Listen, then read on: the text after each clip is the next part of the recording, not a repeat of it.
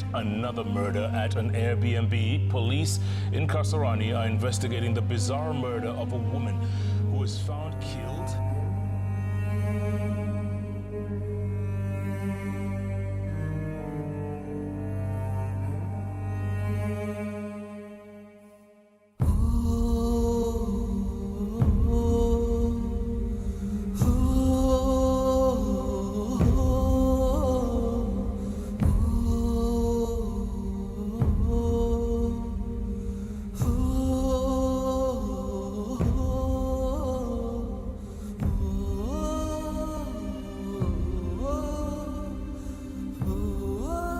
Femicide is a global epidemic amongst all age group, from a 1-year-old girl to maybe 60 and onward. Some of these ladies were actual breadwinners in their families. They used to provide for their families and their relatives.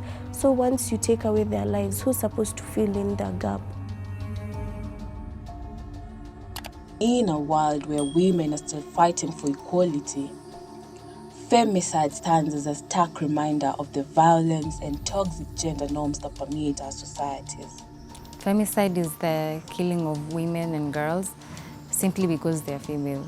I think femicide is a really scary topic to talk about, but it's a necessary topic to discuss rather, especially among the men, because it could affect anyone.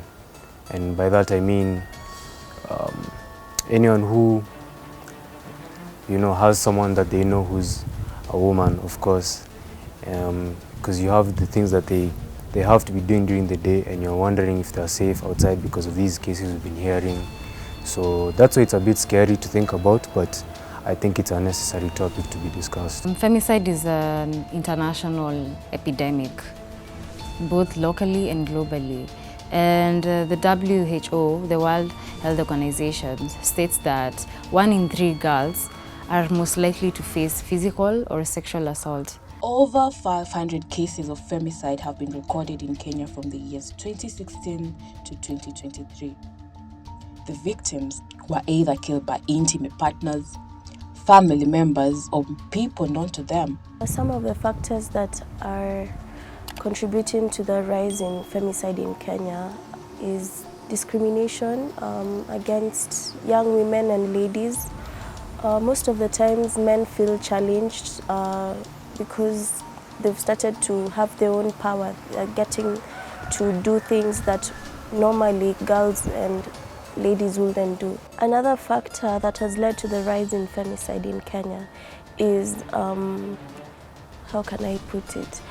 Mostly women in the past used to be expected to be stay-at-home wives, but you see recently so many ladies are getting educated. They're being employed into big roles, and so that kind of asks men, and they feel the need that they need to step into their power, and in the end it ends up bringing an issue.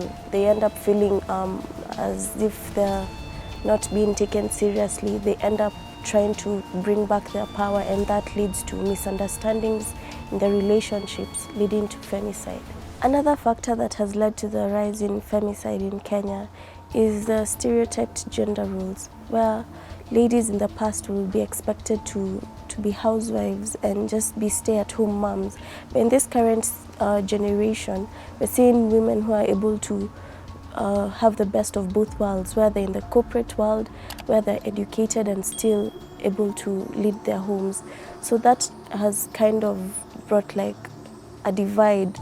People are still wondering if men can also be stay-at-home dads and can able to do their chores back at home and still work. Why can't women do the same? So this brings a misunderstanding between both the male and females, and so men try and take that power, and in the end you find that more ladies are killed because a man couldn't stand to hear that a lady is bigger than them in the corporate world. In some areas, there are higher cases of femicide and abuse of women due to cultural, economic, and social factors. But right now, as we speak, that is not, it's not something that we can consider, because a working woman in town or in the urban area, and let's just say a homestay mom in the rural, they are most likely to face the same things. In the recent events, we thought that there were commonalities in the ladies being killed. Mostly they were targeting ladies between the age of 18 and 35. But that pattern has recently been broken, where we get to see cases of women who are even above 60 being killed. It's sad because whatever is happening, it's happening to our grandparents, to our shoshos, our aunts, our mothers, young girls. It's quite sad. Another commonality that we thought was there is that most girls will be killed in apartments and maybe Airbnbs, but recently we've seen ladies being killed and dumped in forests, in dams, in the most peculiar places. And so we're left wondering, do we really have a pattern, or is all that just thrown out of the window, and now they're just considering all ladies to be one? In communities, the effects of femicide are profound. Fear grips the streets as women and girls navigate spaces teemed with uncertainty, haunted by the spectre of violence. One of the ways that femicide has impacted the society at large is obviously loss. We've gone through tremendous losses, not only to these families, but to the society at large. When one of us dies, we all feel affected. Femicide causes fear among the community, especially among women, from the youngest to the oldest. That is from a 1-year-old girl to maybe 60 and onward. It's made things a lot harder because they always have to be watching their back or how they interact with men, because even a simple no could turn into something bigger than it's supposed to be, you know, as opposed to just having a conversation where things can be straightened through without having to have those cases of femicide. We've recently seen this lady who was chopped up into pieces. That's not something light to take on. It does not only affect the family itself, but it also affects us as a society, and we're left wondering what's the way forward? How can we just accept this and move on, yet the government is not really doing much about it?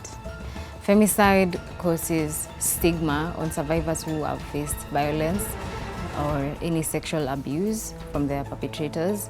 And this causes a long-term psychological effect on them, whereby maybe they never be the same again. Their self-esteem is just down to the pits. How do you think men can contribute to preventing femicide and promoting gender equality? I think men's role in promoting gender equality starts from when you're young. Especially what I mean by that is having someone who's older than you that you can look up to.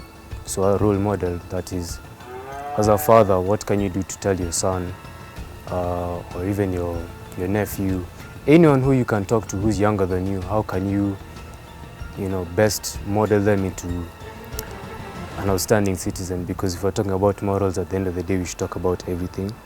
And that being said, learning how to interact with women without having to be violent about it. So just education from young, so that as they're growing, they know this is the way and this is not the way.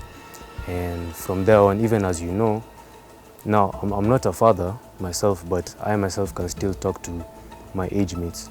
And if they see something wrong, if I see a comment they make that might trigger me and say, okay, this looks like it could go somewhere, then, just making sure that you're checking someone or correcting them for something they might not even know about, so that when they're, again, interacting with women, they know that things can be sorted out without having to resort to violence.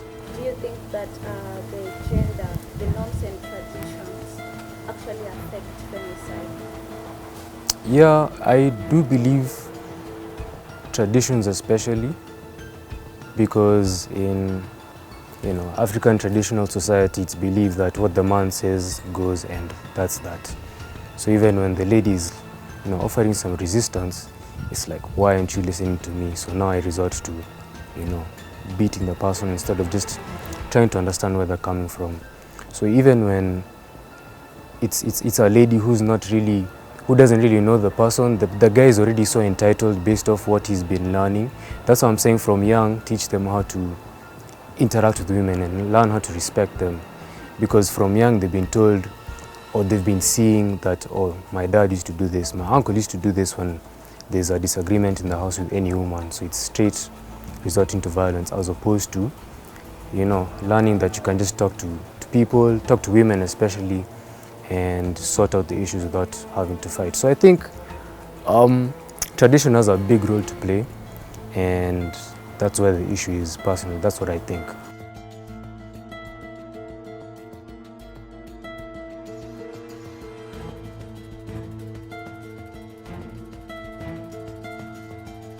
Some of the measures that can be taken is, number one, for the government to enforce laws that protect women and ladies against gender-based violence, sexual harassment, and all that. Another measure that can be taken up is providing access to these support services to ladies and women in general.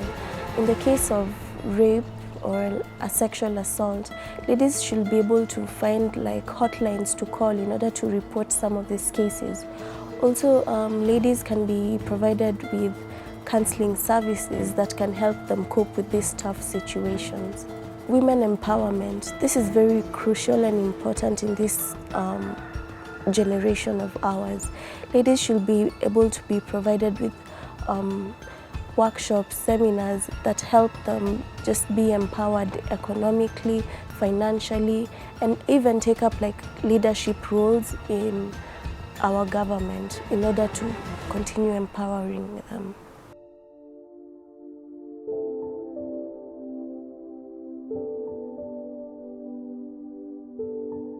We do not have the choice to stay quiet because our fellow ladies didn't get the chance to live. Stop the abuse of women. Stop violating women's rights. Stop femicide. Stop femicide. Stop femicide. Stop femicide. Stop femicide.